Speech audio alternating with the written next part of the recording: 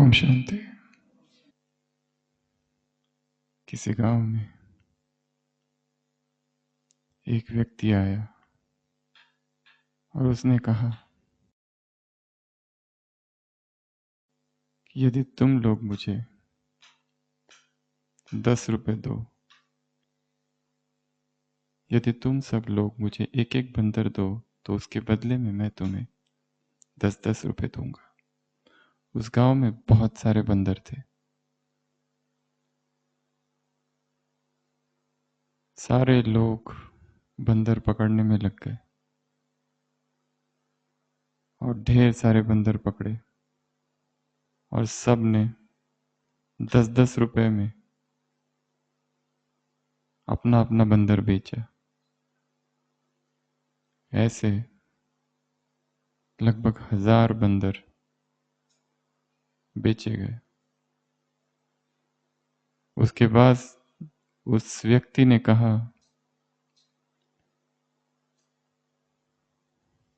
यदि तुम मुझे अब एक एक बंदर दोगे तो मैं तुम्हें 15-15 रुपए दूंगा।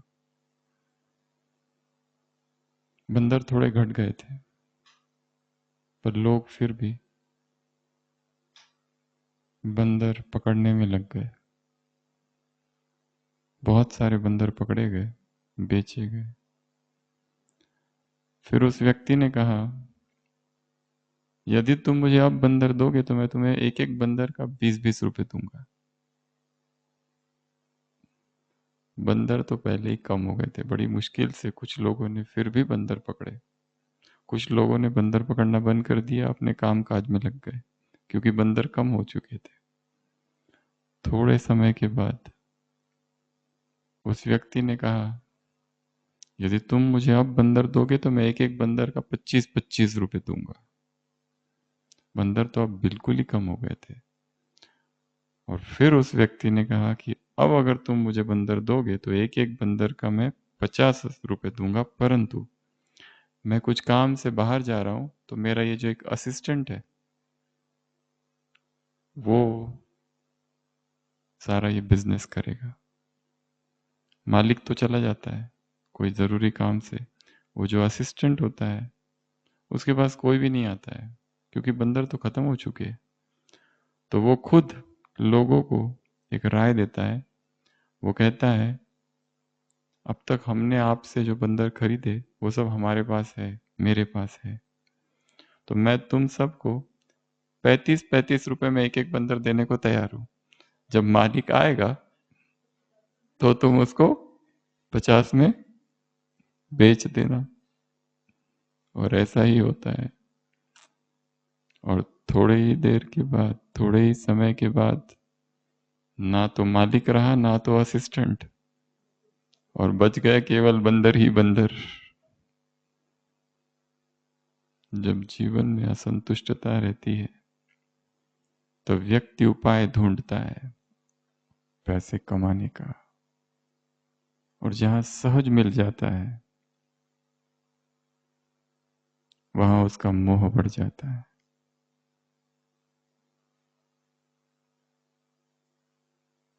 और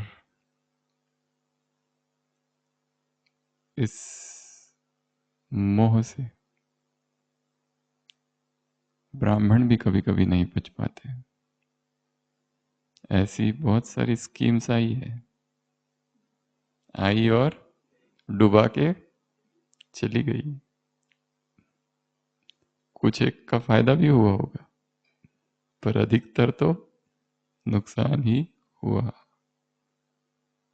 जो जो कर्म श्रीमत के अनुसार नहीं किया जाएगा वहां पश्चाताप होगा। वो सारी डील्स, वो सारा बिजनेस, वो सारी लेन देन पैसों की, जहां पर श्रीमत नहीं, ज्ञान नहीं, वो सब एक दिन उदासी की ओर ढकेल देगी। पांडवों से मुलाकात। मोह किसमें है पांडवों का? पैसों में। भगवान की आज्ञा है पैसों की लेन देन न करो इस तरह से कि जिसमें दुख हो। जो कहानी सुनाई उस कहानी का जो बिजनेस है उसके लिए एक शब्द है मंकी बिजनेस। मंकी बिजनेस अर्थात झूठ। मंकी बिजनेस अर्थात जिसमें छल कपट छलावा एक्सप्लॉइटेशन एक्सटॉर्शन चीटिंग डिसेप्शन ये सब कुछ है जिसमें।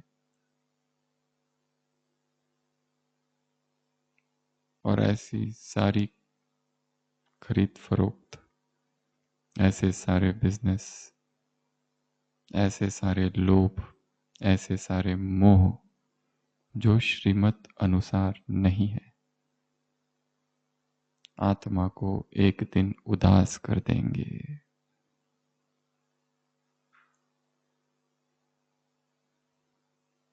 अवज्ञा की दंड मिला। श्रीमत को तोड़ा खुशी गायब। अभी इसी समय दंड मिलेगा। बेचैनी हुई व्याकुलता आई अर्थात दंड है। अस्थिरता आई मन में अर्थात दंड है। भगवान ने ढेर सारी श्रीमत दे रखी है। चोर गेट को क्या कर दो बंद। कमजोर स्वभाव संस्कार का भगवान की श्रीमत है। मेरे जीवन के कौन से चोर गेट है जहां से स्थिति चुराई जाती है। भगवान की श्रीमत है दुखी तड़पती हुई प्यासी आत्माएं। क्या करो उनको। साधना का बल नहीं है उनके पास सीधा सिद्धि चाहती है उन्हें मुक्ति धाम तुम पहुंचाओ। कैसे अपनी शक्तियों से अपने साइलेंस के पावर से। श्रीमत है भगवान की। माताओं के लिए क्या श्रीमत दी है आज बाबा ने। जय माता की। यात्रा पर हो रूहानी यात्रा। यात्रा जब की जाती है तो ए से जेड तक की यात्रा है। जैसे ही जेड की तरफ कदम बढ़े ए भूलता जाए ए की कोई बात याद ना आए। फिर तुम यात्री हो तुम निकल पड़े हो। वो लोग यात्री करते हैं तो क्या गाते हैं जय माता की। और तुम क्या गाते हो जय परमधाम की जय वैकुंठ की जय शिव बाबा की जय भोलेनाथ की। तुम भी निकल पड़े हो यात्रा पर तो तुम्हारा ध्यान ध्यान कहां पर है। कहीं घर में तो नहीं है। जहां पर मोह होगा जहां आसक्ति होगी वहां दुख होगा। मोह खींचता है। इस वाक्य को हमेशा के लिए याद रखना। अटैचमेंट पुल्स मोह खींचता है। जिसमें मोह है उसको दुख तो हमें दुख। उसको बुखार तो इधर मन में बुखार।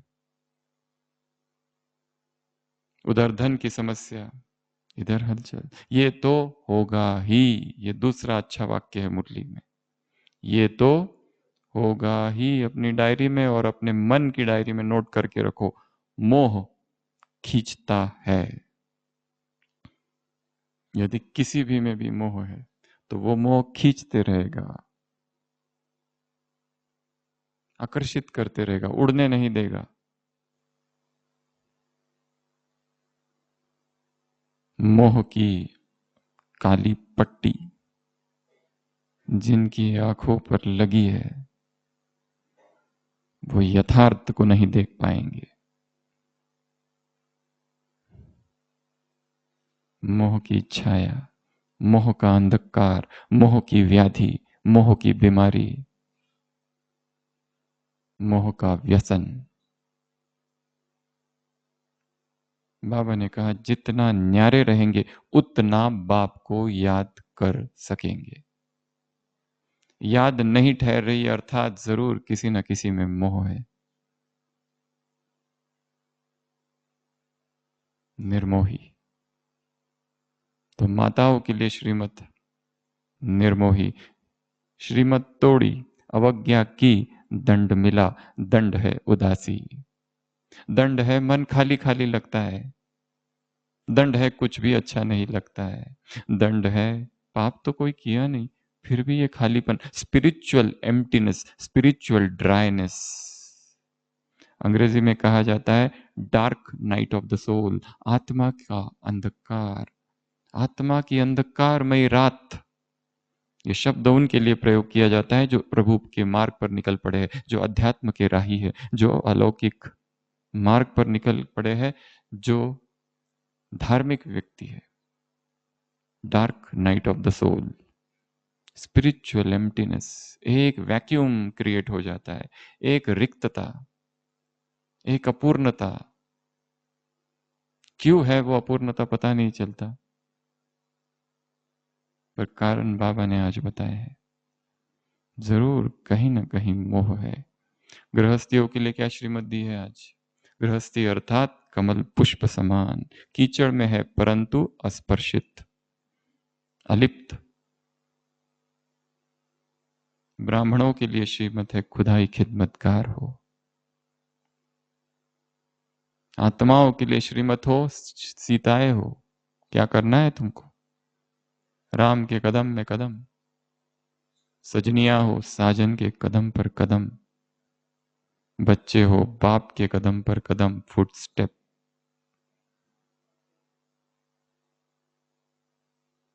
जो बाप ने किया, जो कहा वो किया। ये है नंबर 1 आज्ञाकारी बच्चे। भगवान को कौन से बच्चे प्रिय है? जो अति बुद्धिमान है वो, या आज्ञाकारी? संसार में लौकिक माता पिता को कौन ज्यादा प्रिय होता है?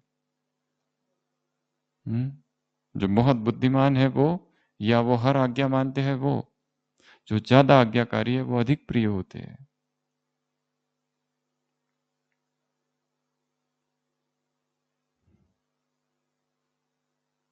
श्रीमत ही बाप का कदम है,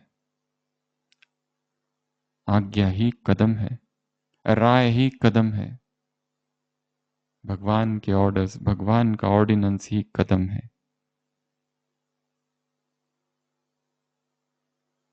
तो आज की मुरली किस विषय पर है? किस पर है? किस पर है? आज्ञाकारी बनने पर, ओबीडियंस। 4 प्रकार के ओबीडियंस होते हैं। पहला ओबीडियंस सैनिक का ओबीडियंस। उसे कहा गया लेफ्ट तो लेफ्ट, उसे कहा गया राइट तो राइट, अबाउट टर्न तो अबाउट टर्न, विश्राम, सावधान, ओबीडियंस। ये पहला ओबीडियंस। दूसरा ओबीडियंस होता है पेड सर्वेंट। अपने बॉस के सामने क्या कहता है? यस बॉस, हाँ जी, यस सर। ये भी एक ओबीडियंस है। तीसरा ओबीडियंस है गुलाम का ओबीडियंस। एक गुलाम जिसकी अपनी कोई स्वतंत्रता नहीं है, उसको तो मानना ही पड़ता है। और तीसरा ओबीडियंस है एक प्रेमी का। वो भी बात मानता है, परंतु वहां कोई एक्सपेक्टेशन नहीं है, कोई रिटर्न की कामना नहीं है, कुछ उसे रिटर्न में नहीं चाहिए। वो संपूर्ण आज्ञाकारी है। इस प्रेमी में भी 3 प्रकार है। पहला, जहां थोड़ी अपनी बुद्धि चलती है। गुरु ने शिष्य से कहा, गृहस्थ शिष्य से कहा कि तुम्हारा मुझ पर विश्वास है? एक पूरा विश्वास है, आपके लिए कुछ भी कर दूं। गुरु कहता है जाओ अपने बेटे का गला काट दो। आज्ञा तो है, सोचता है नहीं नहीं गुरु ऐसे नहीं कह सकते, शायद गलती से कहा होगा। अच्छा मानूंगा, परंतु शायद हो सकता है थोड़ा सा चीरा लगा दूंगा यहाँ, फिर काटू कैसे? ऐसे कैसे कह सकते हो? समर्पण तो पूरा है, पर ये थोड़ी सी बुद्धि चलाई है। ढाल लिए अपने अनुसार, उस आज्ञा को एडजस्ट कर लिया कि शायद ऐसा कहा होगा या मजाक ही कर रहे होंगे। ये पहला प्रेम वाला। दूसरा, गुरु ने कहा जाओ अपने बेटे का गला काट दो। जैसा गुरु ने कहा वैसा कर दिया, बस बिना सोचे। ये दूसरा। तीसरा, गुरु ने कहा जा अपने बेटे का गला काट दो। इतनी खुशी कि गुरु ने मुझे कोई आज्ञा दी है पहली बार। गुरु की खुशी मेरी खुशी है। इसे कहते हैं कंप्लीट ओबीडियंस। इन तीनों के परे और एक ओबीडियंस भी है जिसको कहते हैं एब्सोल्यूट ओबीडियंस। वो क्या होगा? इसके भी परे। हम्म? इसके भी परे एक आज्ञाकारी है, वो कौन सा हो सकता है? शिष्य अपने बेटे के साथ में आया है, गुरु कहता है अरे तुम्हारा बेटा कहाँ है, वो क्यों नहीं आया? शिष्य कहते हैं हाँ मुझे भी नहीं समझ में आ रहा है वो क्यों नहीं आया, बाजू में है पर उसे दिख भी नहीं रहा है क्योंकि गुरु ने कहा वो नहीं है तो नहीं है। बाबा ने कहा आ करो, अंडा खाओ।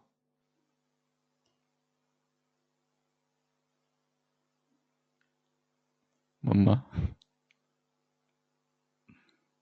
Absolute obedience. तुम दिन को यदि रात कहो तो रात कहेंगे। आज्ञाकारिता की ये अलग अलग अवस्थाएं है। एक दूसरे प्रकार की आज्ञाकारिता भी है, ओबीडियंस। दुर्योधन भी ओबीडियंट था, पर किसका? शकुनी का। एकलव्य भी आज्ञाकारी था। हिटलर को मानने वाले भी आज्ञाकारी थे सारे। कौन से आज्ञाकारी बनना है? हिरोशिमा और नागासाकी पर जिन्होंने बॉम्ब फेंका, ऊपर से वो पायलट, वो भी आज्ञाकारी था। उसे पूछा गया तुमको कैसा लग रहा है, उसने कहा बहुत अच्छा लग रहा है, मैंने अपना कर्तव्य पूरा किया। लाखों लोग मर गए, वो भी आज्ञाकारिता ही है। एक टेररिस्ट की भी आज्ञाकारिता ही है। आज्ञाकारिता के कई प्रकार हैं। हमें कौन आज्ञा दे रहा है? सबसे अच्छी आज्ञाकारिता है obedience with awareness, blind obedience नहीं। बाबा ने कहा है तुम जज करो मैं जो कहता हूं वो राइट है कि रॉन्ग है, फिर मानो मेरी बात। विथ अवेयरनेस, सजगता के साथ, होश के साथ। ऐसी आज्ञाकारिता। तो आज कौन किसको देख रहा है? किसने देखा किसको? ऊंचे ते ऊंचा है वो, बेहद का है, हदों में नहीं आता, हद उसे पसंद नहीं। ऐसा पिता किसको देख रहा है? अपने आज्ञाकारी बच्चों को देख रहा है। आज्ञाकारी है सभी, परंतु फिर भी भेद है, अंतर है। नंबर 1, नंबर 2 और नंबर 3। नंबर 3 की क्या विशेषता है? उसकी बात ही मत करो, उसको छेड़ो ही मत। फिर भी विशेषता क्या होगी उसकी? क्या हो सकता है नंबर 3 आज्ञाकारी बच्चे? शायद उसे आज्ञा ही पता नहीं। आज्ञा ही पता नहीं कि इसके लिए आज्ञा क्या दी गई है। ये कर्म है, इसके लिए आज्ञा का क्या है? जो इससे भी अनभिज्ञ है उसे कहेंगे नंबर 3। या फिर जो आज्ञा को डिस्टॉर्ट कर देता है, पूरा विकृत कर देता है। एक व्यक्ति रोज अपने गुरु के पास जा रहा है, रोज पूछता है कुछ तो बोलो, कुछ तो बोलो, कुछ तो मुझे शिक्षा दो, रोज मैं आपके पास आता हूँ, कुछ तो मुझे समझाओ, कुछ तो मेरी अध्यात्म में उन्नति हो। आप हो कि कुछ बोलते ही नहीं। गुरु एक दिन कह देता है जाओ नेकी कर दरिया में डाल। वो कहता है आज तो पाठ मिला। रास्ते से जाता है, देखता है एक बुढ़िया माई बेचारी जिसको चला नहीं जाता, उसको मदद करता है रास्ता पार करने में। रास्ता पार करवाता है, वहां कुआं है, उसमें कुएं में ढकेल देता है उसको। नेकी कर दरिया में डाल। आज्ञा का तो पालन किया है, पर कुछ गड़बड़ भी कर दी है। डिस्टॉर्टेड श्रीमत, विकृत कर दिया उसको। वो शायद नंबर 3 होगा। तो नंबर 1, नंबर 2 और नंबर 3 आज्ञाकारी। नंबर 1 आज्ञाकारी, 10 निशानियां बाबा ने सुनाई है। सबसे पहली, वो सदा आज्ञाकारी है, कभी कभी नहीं, सदा, निरंतर। सुबह भी आज्ञाकारी है, दोपहर में भी आज्ञाकारी है, रात में भी आज्ञाकारी है, नींद से जाग उठाओ तो भी आज्ञाकारी है, हर पल आज्ञाकारी है, प्रतिपल, हमेशा ही आज्ञाकारी है। हर श्रीमत के लिए आज्ञाकारी है। अमृत वेला, मुरली, ट्रैफिक कंट्रोल, भोजन, कर्मयोग, संबंध संपर्क, संस्कार मिलन की रास, नुमाशाम का योग, ज्ञान का चिंतन, ज्ञान का मनन, ज्ञान का अध्ययन, डायरी, चार्ट, योग निद्रा, सारी दिनचर्या ही श्रीमत अनुसार है। ये आज्ञाकारी, सदा, हर परिस्थिति में आज्ञाकारी, हर समय, हर परिस्थिति और हर स्थान में आज्ञाकारी। जब मधुबन में है तब आज्ञाकारी नहीं, केवल जब अपने घरों में है, जब यात्रा पर है, जब ट्रेन में है, जब फ्लाइट में है, तब भी यात्रा आज्ञाकारी। ऐसे नहीं हम तो ट्रेन में जा रहे थे इसलिए अमृत वेला मिस, ऐसे नहीं हम तो बहुत थक गए थे इसके लिए अमृत वेला मिस। अमृत वेला प्रथम श्रीमत है। उस संसार के रहने वाले लोगों की नींद 8 घंटा होती है, तुम्हारी होनी चाहिए आधी।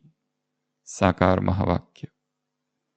1 बजे के बाद अमृत वेला चालू हो जाता है, जब उठो तुम्हारी मर्जी।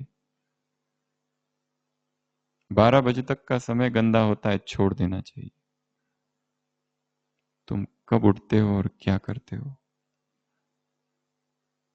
2 से 3 को प्रभात कहा जाता है, ब्रह्म मुहूर्त कहा जाता है, अमृत वेला कहा जाता है। साकार महावाक्य है ये सारे बाबा के।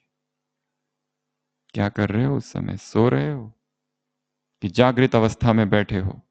ये प्रथम श्रीमत है।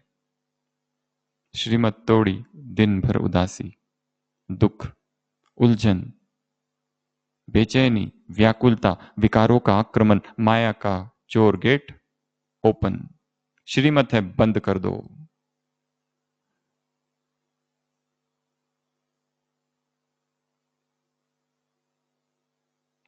तो फर्स्ट नंबर आज्ञाकारी बच्चों की सबसे पहली निशानी क्या है, वो सदा आज्ञाकारी है।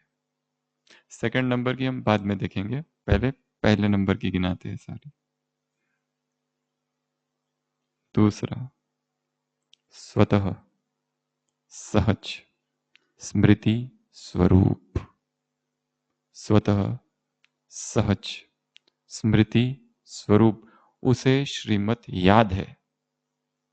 और कैसी याद है, स्वतः याद है, सहज याद है, परंतु उस सहज याद के लिए उसने काम किया है। एक एक श्रीमत को पकड़ा है, एक एक श्रीमत को देखा है, एक एक घंटा, 2-2 घंटा एकांत में बिताया है उस श्रीमत को समझने के लिए। ये क्या श्रीमत है, क्या है ये। सुन तो लिया क्लासेस में, परंतु वो मेरी कहाँ हुई। अपनी घोट तो नशा चढ़े, जब तक मैं उसका अपना चिंतन नहीं करूंगा तब तक वो मेरी अंदर नहीं जाएगी, वो मेरा भाग नहीं बनेगी, वो किसी और का है, मेरा नहीं। एक एक श्रीमत को देखो। अमृत वेला मिस हो रहा है, क्यों हो रहा है। मुरली का चिंतन नहीं हो रहा है, क्यों नहीं हो रहा है। जाते हैं और सीधा भोजन कर लेते हैं, उसमें ना याद है किस कारण से कर रहे। स्वाद के लिए, रस के लिए, रूप के लिए, गंध के लिए, गंध की वजह से, आदत की वजह से, व्यसन की वजह से। श्रीमत तो खो गई। स्वतः, सहज, स्मृति स्वरूप, हर एक अमृत वेला बैठकर लिस्ट निकालनी है श्रीमत की। ये मेरा जीवन है और ये श्रीमत है। अपनी ही दिनचर्या को देखो, सुबह से रात तक। सुबह उठा, श्रीमत है। उसके बाद क्या किया, 5 बजे के बाद 6 बजे क्या किया, 7 बजे क्या किया, 8 बजे क्या किया। मोमेंट टू मोमेंट श्रीमत क्या है, बिट टू बिट श्रीमत। ट्रैफिक कंट्रोल में क्या करता हूं, भोजन बनाते समय क्या स्मृति है, भोजन करते समय क्या स्मृति है, कितनी सजगता है चलता हूं तो, नहाते समय कौन सी स्मृति है। प्रतिपल स्मृति स्वरूप, क्या ऐसी सजगता है, अलर्टनेस, माइंडफुलनेस। सोता हूं तो किन विचारों से सोता हूं, मोबाइल पर क्या करता हूं, क्या प्रत्येक क्लिक श्रीमत अनुसार है,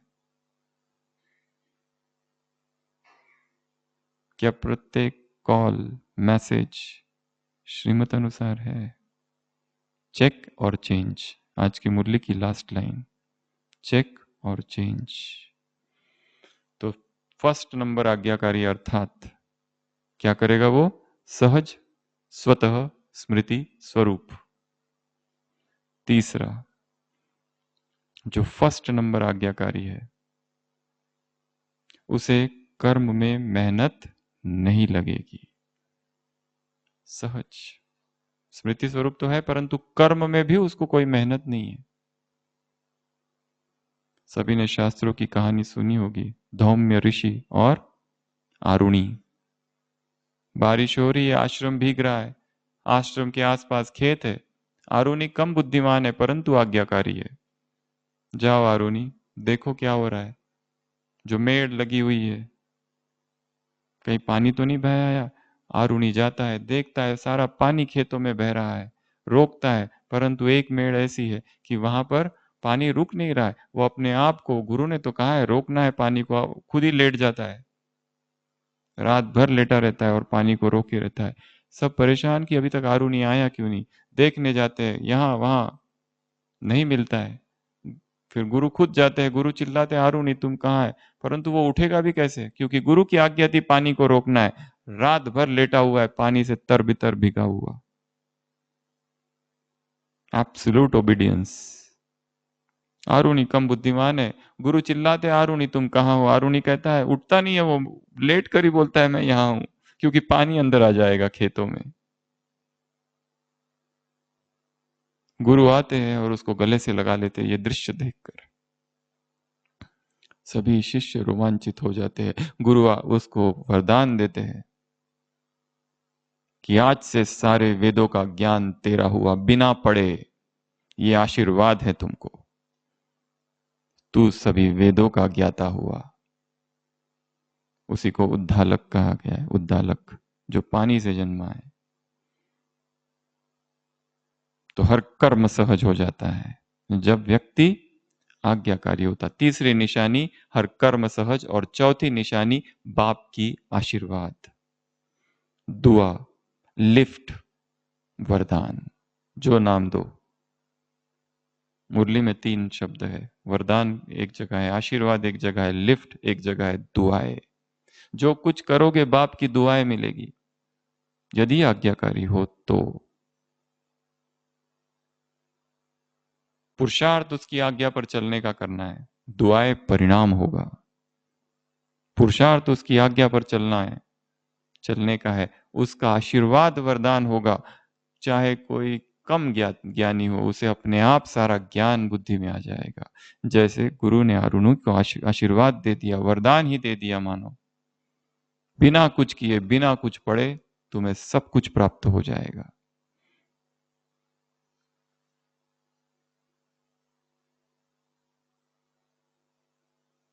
तो चौथी निशानी भगवान का आशीर्वाद। पांचवी निशानी कर्म फलदायक होंगे। कर्म बीज है और फल है प्राप्ति। तो हर कर्म फलदायक होगा, उसमें 2 फल मिलेंगे। कौन से, सफलता और संतुष्टता, अपने आप से भी संतुष्ट। श्रीमत पर चले, अपने आप से संतुष्ट, अपने कर्मों से भी संतुष्ट, और संबंध संपर्क में जो भी आ रहे वो भी संतुष्ट। ये तीनों ही प्रकार की संतुष्टता मिलेगी। ये कर्म का फल है, क्योंकि कर्म बीज है और कर्म शक्तिशाली है ऐसी आत्माओं का, क्योंकि हर कर्म श्रीमत अनुसार है। माय वे और यूर वे नहीं, द वे, एंड श्रीमत इज द वे। मेरा मार्ग और तुम्हारा मार्ग नहीं, एकच, एकच, जिसको बाबा कहते हैं the only way, the absolute path.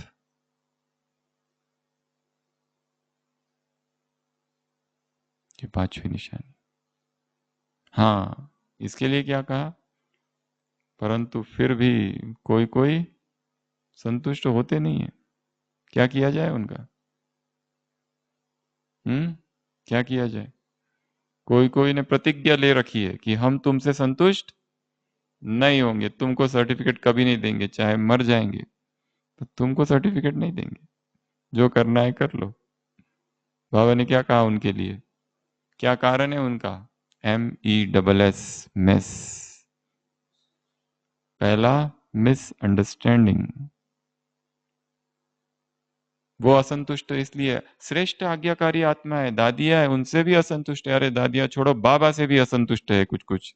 बाबा इस भाई से इतना क्यों मिल रहा है, ना तो कभी अमृत वेला दिखता है, बाबा भी टाइम वेस्ट कर रहे हैं, पीछे बैठ बैठ के संकल्प चलते ये स्टेज पर। भगवान भी है क्या? भगवान को पता नहीं है कौन है? विचार आते हैं, भगवान से भी असंतुष्ट है। वो बुद्धिमानों की बुद्धि, सोच रहे हैं कि शायद भगवान भी धोखे में आ रहे।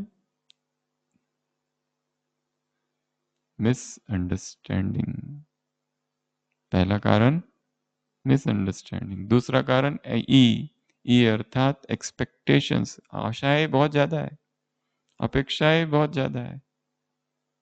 सुबह क्लास सुन रहे थे हम किसी बहन का, जानकी दादी का उदाहरण दे रहे थे। एक भाई दादी से कहता है, दादी इस बहन के साथ हम दोनों मिलके एक नया सेंटर चालू करना चाहते हैं।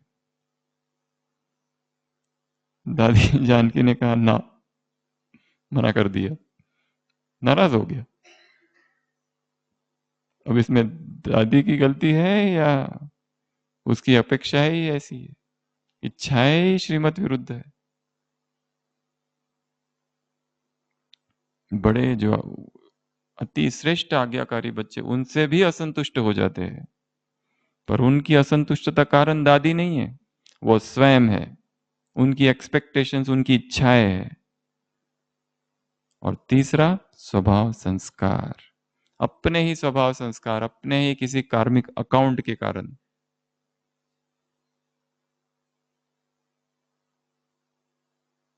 वो असंतुष्ट है। तो ऐसों का क्या करे? उनका कुछ करना ही नहीं है सकाश दो बस। परंतु इसका अर्थ ये भी नहीं है कि मुझसे जो असंतुष्ट है वो इन कारणों से है। ये भी उल्टा अर्थ लिया जा सकता है कि हम सबको असंतुष्ट करते जाए और सोचे ये उनकी मिसअंडरस्टैंडिंग, ये उनका स्वभाव संस्कार है, ये उनका कार्मिक अकाउंट है, या उनकी ज्यादा इच्छाएं है। ये भी नहीं। और अगर हम दूसरी ओर है, और यदि बड़ों से हम असंतुष्ट है, तो हम अपनी चेकिंग करें कि शायद ये मेरी ही एक्सपेक्टेशंस ज्यादा, इच्छाएं ज्यादा है, अपेक्षाएं ज्यादा है, या फिर ये सोचे कि ये मेरा ही कोई कार्मिक अकाउंट है, या मेरी ही कोई मिसअंडरस्टैंडिंग है। दोनों तरफ से सोचना है, क्योंकि हम कभी इस ओर रहेंगे, कभी इस ओर रहेंगे। पुरुषार्थ किसी को संतुष्ट करने का नहीं करना है, पुरुषार्थ बाप की श्रीमत पर चलने का करना है। हर एक को संतुष्ट करते बैठेंगे तो चाटुकार बन जाएंगे, खुशामद करने वाले बन जाएंगे, और सभी संतुष्ट कभी होंगे ही नहीं। ऐसा कहा जाता है कि सभी को संतुष्ट करना अर्थात एक तराजू में दो जीवंत मेंढकों को तौलना। एक मेंढक को इधर रखा, दूसरा छलांग लगाकर उधर। दो मेंढकों को एक साथ नहीं तोला जा सकता, वो भी जीवंत। एक को इधर, दूसरा नीचे। सभी को संतुष्ट करना मुश्किल है, पर ये लक्ष्य भी नहीं, हमें संतुष्ट किसी को करने का लक्ष्य नहीं है। हमारा लक्ष्य है श्रीमत पर चलना, उसका वो परिणाम होगा। और जो नहीं होंगे संतुष्ट, उसको क्या क्या कर सकते हैं? छोड़ दो उसको। अपनी अनैतिक मांगों के लिए, मांगों की वजह से वो असंतुष्ट है, क्या कर सकते हैं? मिसअंडरस्टैंडिंग के कारण असंतुष्ट है। और इतना बड़ा संगठन है, इतनी भिन्न भिन्न प्रकार की आत्माएं हैं, मिसअंडरस्टैंडिंग स्वाभाविक है, होगी ही। ऐसा हो नहीं सकता कि एक व्यक्ति दूसरे व्यक्ति को पूर्ण रीति से समझ जाए। जैसे हम यहाँ जो कुछ कह रहे हैं, इसको तोड़ मरोड़ कर बहुत सारी बातें बनाई जा सकती है इसी की।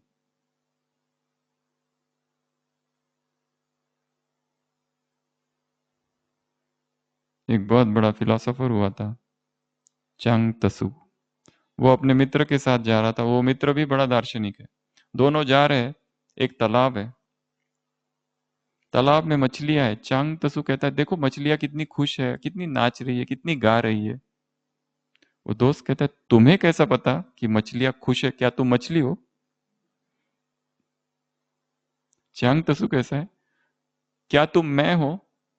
तुम्हें कैसा पता कि मुझे पता नहीं कि मछलियां नाच रही है?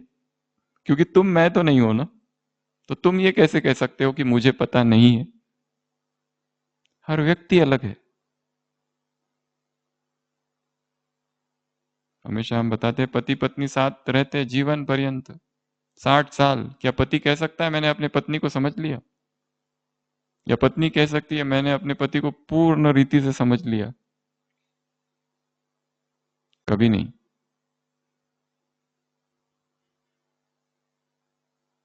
एक 80 वर्ष का व्यक्ति डिवोर्स केस फाइल करता है, उसकी पत्नी की उम्र है 70। वो वकील कहता है, इस उम्र में? पति कहता है, आखिर कब तक सहन करूं?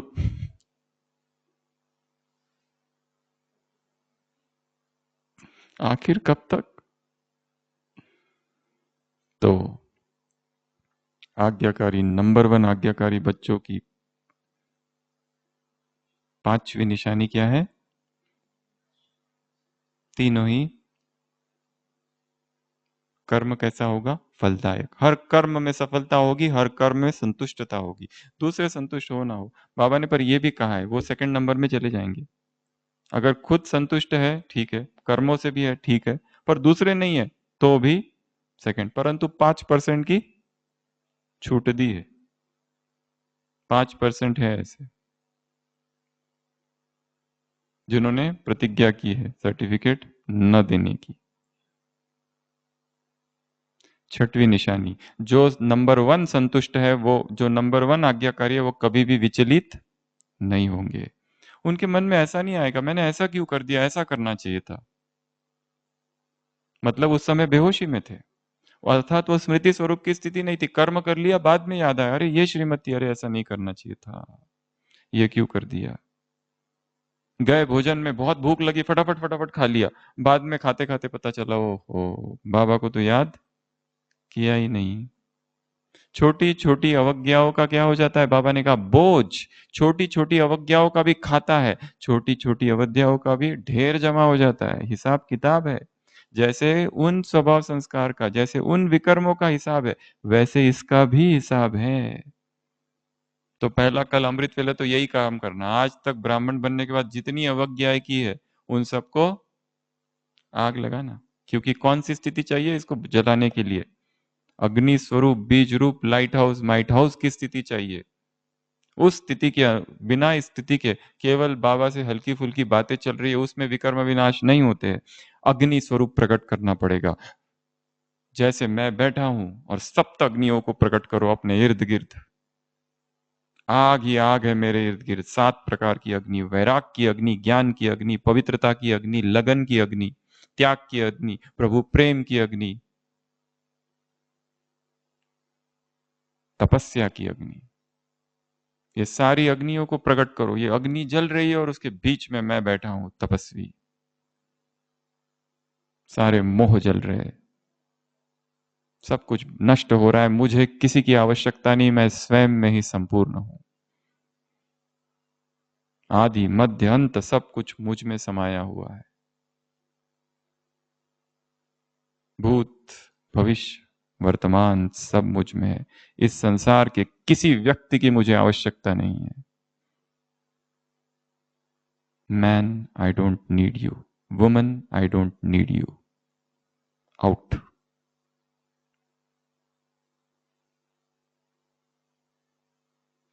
अग्नि प्रकट करनी है वैराग की। ये प्रयोग है एक योग का। अमृत वेले बैठ जाओ और अग्नि प्रकट करो। दूसरा प्रयोग, अमृत वेले बैठ जाओ, देखो सामने सारे अवज्ञाओं का ढेर जमा हुआ है। जब से अमृत बाबा के बने तब से हर दिन की अवज्ञा है, कितनी होगी। जब शरीर देखते हो तो अवज्ञा करते हो, यह है श्रीमत। जब जब शरीर देखा अवज्ञा की, एक ही दिन का कितना ढेर बन जाएगा। माउंट एवरेस्ट अवज्ञाओं का। आग लगानी है, हल्की फुल्की याद से नहीं होगा, कुछ प्रकट करना पड़ेगा। बीज रूप स्थिति का अभ्यास।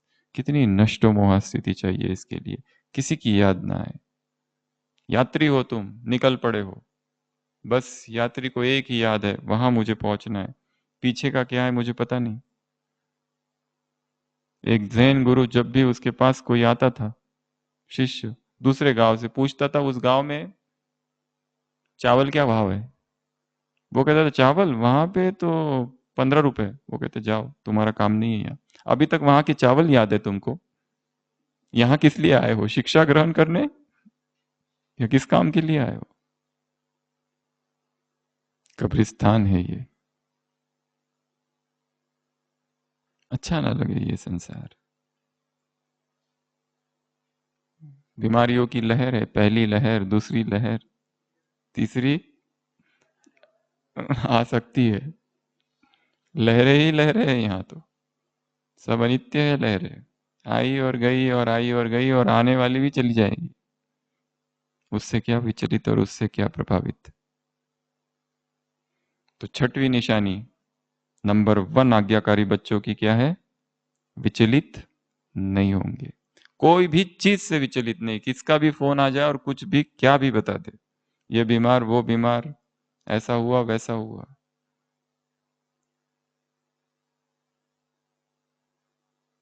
नया कुछ है ही नहीं है। 7वीं निशानी हल्कापन, डबल लाइट। क्योंकि कर्म में संबंध के रूप में आ रहे, बंधन के रूप में नहीं, इसके लिए हल्कापन है। कोई भी कर्म बंधन नहीं बन रहा है। कोई भी कर्म करने के बाद पश्चाताप नहीं है, दुख नहीं है। अगर छोटे छोटे कर्मों के बाद दुख होते रहता है तो वो बंधन क्रिएट करता है। नंबर 1 आज्ञाकारी अर्थात बंधन मुक्त, डबल लाइट। अगली निशानी will power, internal will power. अंग्रेजी शब्द का प्रयोग है आंतरिक विल पावर होगा उनके पास। नंबर 1 आत्माओं के पास विल पावर अर्थात इच्छा शक्ति, जो स्थिति चाहिए जब चाहे तब बना सकते। जो करना है पुरुषार्थ में, बस सुन लिया ये करना है, बस दिन रात सारी बुद्धि एकाग्र हो जाए उस पॉइंट पर, और उसका 24 घंटे के अंदर स्वरूप। विल पावर, इच्छा शक्ति इतनी दृढ़ है, इतनी पक्की है। ये छोड़ना है, बस संकल्प कर लिया, आज से छोड़ दिया, फिर पीछे मुड़कर कभी नहीं देखा। महान आत्मा एक ही बार प्रतिज्ञाएं करती है, बस वंस, बार बार नहीं। जो छोड़ दिया वो छोड़ दिया, अब उसको देखेंगे भी नहीं। अगली निशानी अतीन्द्रिय सुख। अतीन्द्रिय सुख, जो नंबर 1 होंगे उनको अतीन्द्रिय सुख की अनुभूति होगी। और लास्ट संपन्न होंगे, भरपूर होंगे। तो ये 10 निशानियां हैं किन आत्माओं की, नंबर 1 आज्ञाकारी। और जो नंबर 2 है, अब नीचे से चालू करो। नंबर 1 है भरपूर, नंबर 2 है खाली खाली लगता है। क्यों खाली खाली लगता है, क्योंकि अवज्ञा है। और अवज्ञा की बड़ी गहरी परिभाषा दी है। अवज्ञा अर्थात ये नहीं करना, अवज्ञा अर्थात विधि पूर्वक न करना, यह भी अवज्ञा है। विधि पूर्वक न करना यह भी अवज्ञा है। ऊपर ऊपर से करना ये भी अवज्ञा है, दिखावे के लिए करना ये भी अवज्ञा है।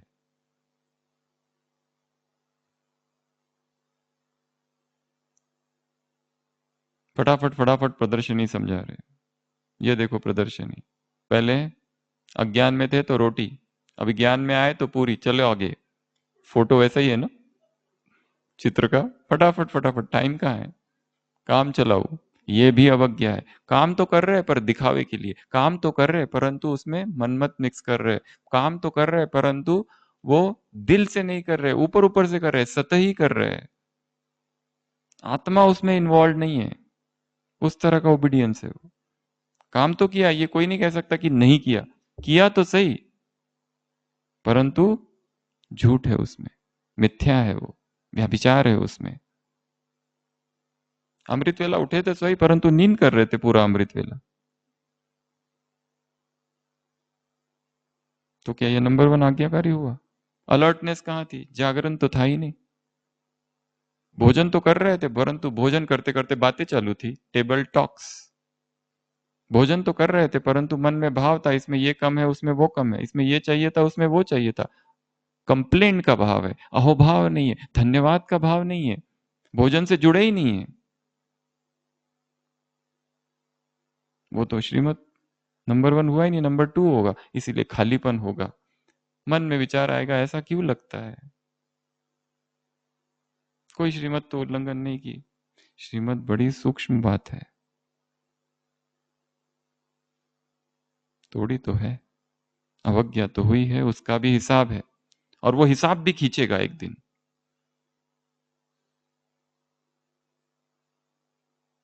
अगली निशानी, नीचे से ऊपर चलो अब।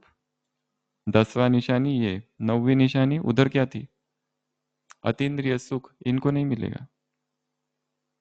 इनको तो इंद्रिय सुख ही खींचते रहेगा, ये खाऊं वो खाऊं, ये देखूं वो देखूं। उसके ऊपर डबल लाइट स्थिति नहीं होगी, भारीपन रहेगा, एक बोझ रहेगा निरंतर, एक गिल्ट कॉन्शियस रहेगा, जिसको बाबा ने कहा दिल खाता है, प्रिक्स ऑफ कॉन्शियंस। अंदर पता है कुछ तो गलत हुआ है, बहुत थक गए, जाके सीधा लेट गए और सो गए, डायरी लिखी ही नहीं, चार्ट लिखा ही नहीं, प्रिक्स ऑफ कॉन्शियंस। नुमा शाम का योग था, किचन में कुछ बना रहे थे उस समय, वो समय था योग करने का, कुछ और कर रहे थे।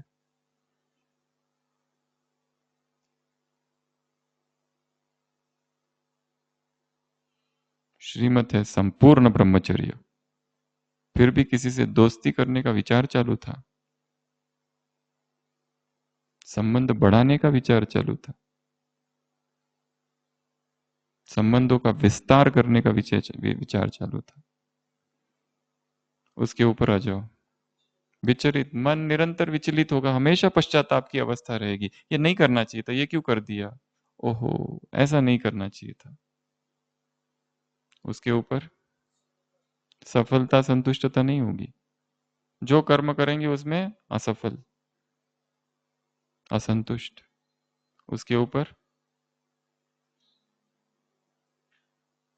उसके ऊपर कर्म में क्या होगा, मेहनत, हर चीज में मेहनत होगी, आशीर्वाद नहीं मिलेगी बाबा की, हर चीज में पुरुषार्थ करना पड़ेगा, दुआएं नहीं होगी।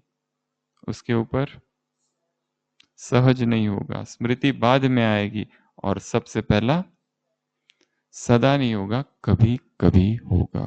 ऐसे कैसे, सदा नंबर वन आज्ञाकारी आत्माओं को ऐसे, सहज पुरुषार्थी आत्माओं को, सहज स्वतः स्मृति स्वरूप आत्माओं को ऐसे, निर्मोही आत्माओं को ऐसे, धन के पीछे न भागने वाले पांडवों को ऐसे, सीताओं को ऐसी, सजनियों को ऐसे, कमल समान आत्माओं को ऐसे, कुमारों को ऐसे। कैसे कुमारों को, जो शांति की किरणें फैलाने वाले कुमारों को, अनुभूति कराने वाले कुमारों को, नवीनता लाने वाले कुमारों को, कमाल करने वाले कुमारों को ऐसे, बाप को प्रत्यक्ष करने वाले कुमारों को ऐसे, जय भोलानाथ गाते हुए रूहानी यात्रियों को ऐसे, जय वैकुंठ की यात्रा करने वाले रूहानी यात्रियों को ऐसे, संतुष्ट मणियों को, सबको संतुष्ट करने वाली आत्माओं को ऐसे चेक और चेंज करने वाली आत्माओं को ऐसे, क्या करने वाले, खुदाई खिदमतगार आत्माओं को ऐसे, माया के गेट बंद करने वाली आत्माओं को, ढेर सारे सोमाने, एक कोई भी श्रीमत ले लो, उसकी गहराई में जाओ, उसका स्वरूप बन जाओ, तो बाबा खुश होगा और उसकी आशीर्वाद मिलेगी। और उसकी आशीर्वाद मिल गई तो फिर सारी मुरलियां एकदम अंदर, पढ़ने की आवश्यकता ही नहीं, सब कुछ आरूनी हो जाएंगे फिर तो ऐसी आत्माओं को बाप दादा का याद प्यार, गुड नाइट और नमस्ते। हम रूहानी बच्चों की रूहानी बाप दादा को याद प्यार, गुड नाइट और नमस्ते। ओम शांति।